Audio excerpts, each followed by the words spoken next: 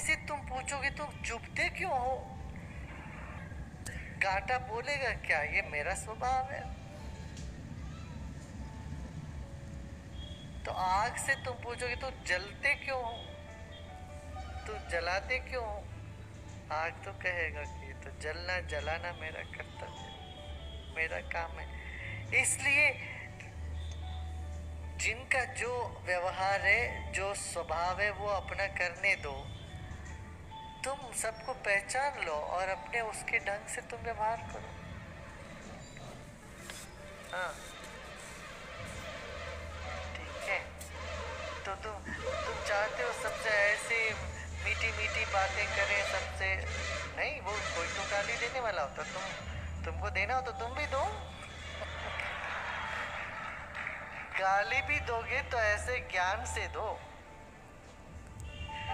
ठीक है ना? हाँ, तुम्हें अच्छे अच्छे कच्चे अच्छे बने रहने की कोई दरकार नहीं है। मजबूत रहो। और कोई धूल फेंकता है, कोई कचरा फेंकता है तुम्हारे ओर, जितना हो सका बच के रहना, उससे दूर हट के रहो। मान लो तुम्हारे ऊपर गिर गया तो झाड़ के आगे निकल जाओ, ऐसे झाड़ लो। आप नहीं तो उससे जाके पूछ, तुमने ऐसा क्यों किया, तुमने ऐसा क्यों किया, तुमने ऐसा क्यों? पूछने क्या फायदा है? उसको जो भी उसका उत्तर है, व्याख्या है, उस पर एक्सप्लेनेशन है, वो लेके तुम करोगे क्या?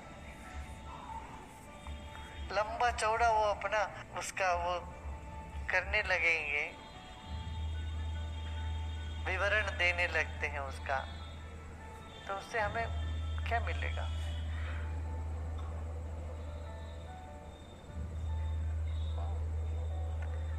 बुद्धिमानी यही है कि कभी किसी की भूल का एक्सप्लेनेशन नहीं मांगना।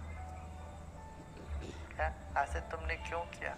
मूर्ख है तो गलती करी, अब तुम्हारे पूछने से तू भी मूर्ख बन गया उसके साथ, है ना? एक मूर्ख ने गलती करी, दूसरे मूर्ख ने वो तुमने क्यों किया, ऐसा क्यों किया पूछने से और कर दी। मूर्ख है समझ लो बस, गलती करी, बेवकूफ है या दुर्भाग्य है। सौभाग्य हो तो कोई भूल नहीं करता, दुर्भाग्य उसकी नसीब ठीक नहीं है तो गलती कर बैठा।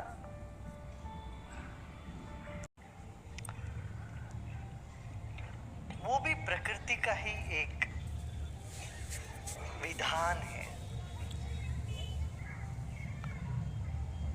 कामना को भी हमने देवता ही माना, कामदेव बोलते इसलिए।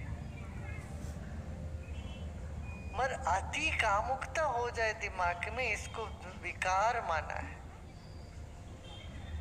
तुम पैदा हुए हो काम से, मगर अति कामुकता से तुम्हारी शक्ति खत्म हो जाती, तो वो कहते इसलिए वो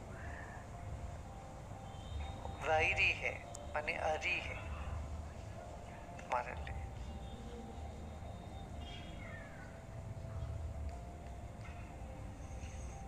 यम नियम का पालन हम करते जाएं जीवन में, जीवन को सात्विक बनाते जाएं, रजोगुण तमोगुण से हटके सतुगुण की ओर हम कदम बढ़ाते जाएं, सतुगुण हमारे में बढ़ाते जाएं, देखना फिर कोई विकार हमें सताता ही नहीं। फिर खान पीन ठीक हो, व्यवहार ठीक हो, तो हमें ये सब वासनाएं सताती नहीं है।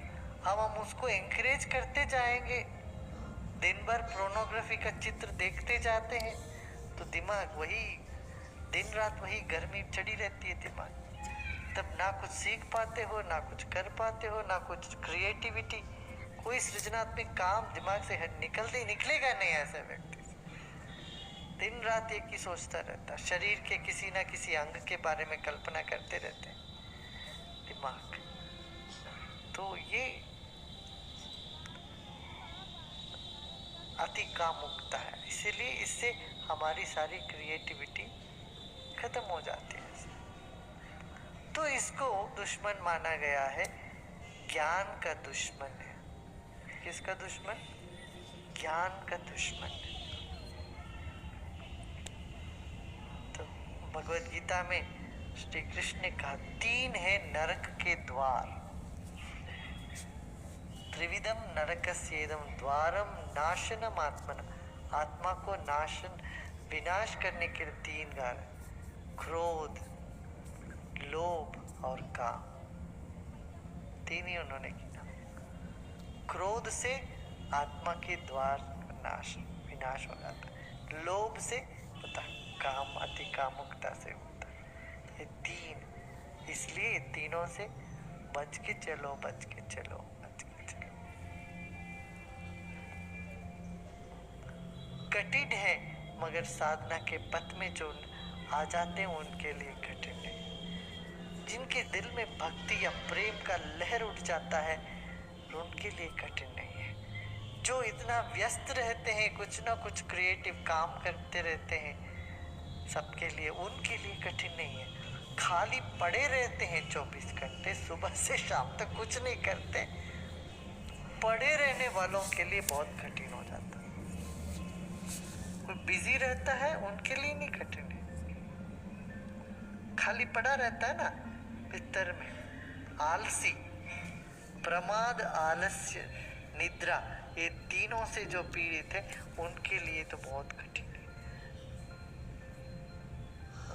इसलिए कहीं भी आश्रम में लोग रहते तो एकदम उनको काम में लगा के रखते, सुबह शाम काम करते, काम बिजी, इतना बिजी रहते, खाने पीने के लिए, सोचने के लिए समय नहीं मिलता, और विकार पैदा होने के लिए कोई गुंजाइश ही नहीं तक, इतना बिजी रहने से। और ज्ञान को थोड़ा सा समय मिला तो ज्ञान की तरफ मन झुक जाता है, ज्ञान में इतना घुल मिल के बने रहते हैं दिन रात, एक अपना जिम्मेदारी उठाने में लगे रहते हैं, उनको विकारें सताती नहीं। कोई फिलॉसफी नहीं चाहिए, ये भी एक फिलॉसफी है। तुम कुछ भी कहोगे वो फिलॉसफी हो जाएगा। मैं फिलॉसफी को नहीं मानता हूं, ये भी फिलॉसफी है। समझ रहे ना? सिंपल सी बातें रखो, clarity in mind, purity in heart and spontaneity in action. क्या? Clarity in mind. And clarity कैसे आती है? जब कामनाओं की सिलसिला नहीं सताती हो ब्रेन को, तब क्लैरिटी आती है। बीसों चाह एक साथ दिमाग में बम्बार्ड करे, ये भी चाहिए, वो भी चाहिए, वो भी चाहिए, दूसरे भी चाहिए, वो चाह क्लैरिटी नहीं रहने देती है। कई लोग मंदिर जाते हैं, पूजा घर जाते हैं, सत्संग जाते हैं, ये सब जाते हैं, कामनाएं भर भर के ढो ढो करके, तो मस्तिष्क में इतनी सारी कामनाएं भरी हुई होती है, कोई ज्ञान अंदर घुस ही नहीं पाता।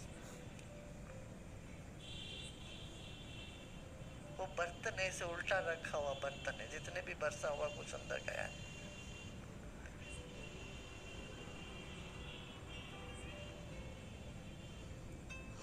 और प्यूरिटी इन हार्ट, दिल साफ रखो, स्वच्छ रखो।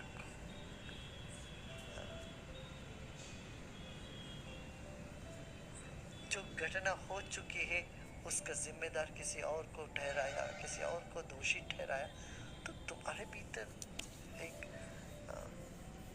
कड़वापन आ जाता है। वो नहीं होना देना चाहिए, अपने दिल को बचाना। ठीक है ना? जो कुछ भी हमारे साथ हुआ, हमारे किसी कर्म के वजह से हुआ या हमारी नासमझी के वजह से हुआ। तो बताओ, 2 शब्द का तुमने क्या अर्थ लगाया? भाई, शब्दों को अर्थ तो हम देते हैं, नहीं? देखिए, कुछ कुछ पद्धतियां कुछ कुछ कहीं पर ठीक है, कहीं और जगह ठीक नहीं है। ये पद्धति सब हमने बनाया है ना? यहाँ आओ शब्द का अर्थ है कन्नड़ में सांप, और थोड़ी दूर जाके वहां आंध्र प्रदेश में देखो, आओ शब्द माने गाय, वहां गाय, यहाँ माने सांप। तो और समय के हिसाब से अर्थ भी बदलते रहते हैं। अभी आजकल तुम यहाँ कन्नड़ में बट्टे कहो, मगर 50 साल पहले, 100 साल पहले बट्टे माने रास्ता, सड़क। तो इस तरह से शब्दों का अर्थ हम लगाते हैं।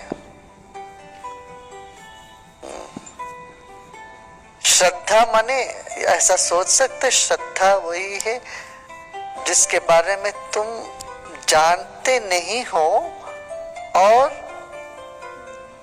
जिसको रखने से हमें जानकारी होती है, वो श्रद्धा है। विश्वास में जिसको जान लिया, उसको मान लिया, वो विश्वास हो गया, ऐसा सोच सकते हो। पर 100 अर्थ लगा सकते हैं हम लोग उसका। जय गुरुदेव गुरुजी। को तुम्हारी इच्छा को पहले रखो। मन में ऐसी धारणा बना के बैठते हम, अरे हमको इच्छा नहीं करनी चाहिए, उसको दबाओ, वो दब के कहीं रह जाएगा नीचे। इच्छा उठना स्वाभाविक है, तो उठती है तो उसको मांग लो, समर्पण करो। हाँ, उसके साथ एक क्लॉज जरूर रखना, क्या यह वो इससे बेहतरीन चीज हो वो मिले, और समर्पण कर देना चाहिए क्या, और ये विश्वास करना चाहिए हो जाएगा, क्या बड़ी बात है। इच्छा के बारे में एक न्यूट्रल एटीट्यूड रखना हो तो उसके लिए यही रास्ता है, उसको डिनाई नहीं करना, उसको दबाना नहीं, या उस पर ज्वर में पीड़ित होके उस पर ऑब्सेसिव नहीं होना चाहिए, उसका ऑब्सेशन नहीं होना चाहिए। दुनिया के लिए मांगो जरूर, मगर मन में लगता है मांगना, वो आ ही गया। अब जब आ जाता है, अरे नहीं मुझे ऐसी इच्छा नहीं करनी चाहिए, उसको दबाते जाओ तो अंदर फिर गहराई में फिर वो पलपता ही रहेगा। आएगा तो उसको भी समर्पण कर। इसीलिए ये जो शब्द है नमः, ये मेरा नहीं है, न ममा, ये मेरा नहीं है, और नमः ये आपका है। ऐसे समर्पण करना उत्तम होगा। संकल्प उठते हैं और संकल्प की समर्पण करने से योगी बनते हो और योग्य बनते हो।